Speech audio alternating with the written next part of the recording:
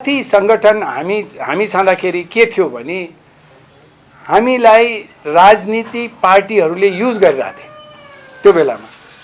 अब विद्यार्थीहरूले सबै कुरा त बुझेको हुँदैन हैन, अनि राजनीति पार्टीहरूलाई खेल्न सजिलो थियो त्यहाँ।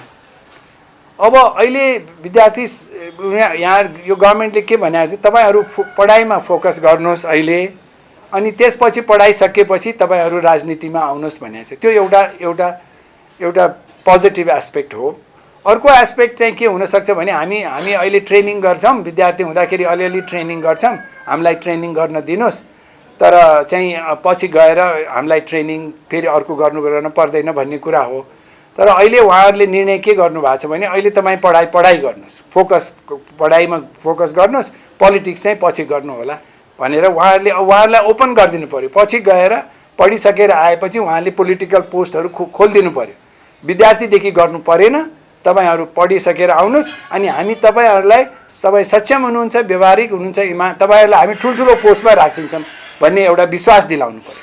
तपाईहरुले पहिला त सबै यो विद्यार्थीबाट लडेर नआइकन त कसैले चिन्ने नै थिएन। अब विद्यार्थी जीवनमा कसैले राम्रो पढाएको छ, इमानदार छ र भनेको छ भने त्यस्तो मान्छेलाई स्वाट्ट माथि ल्याउनु पर्यो नि।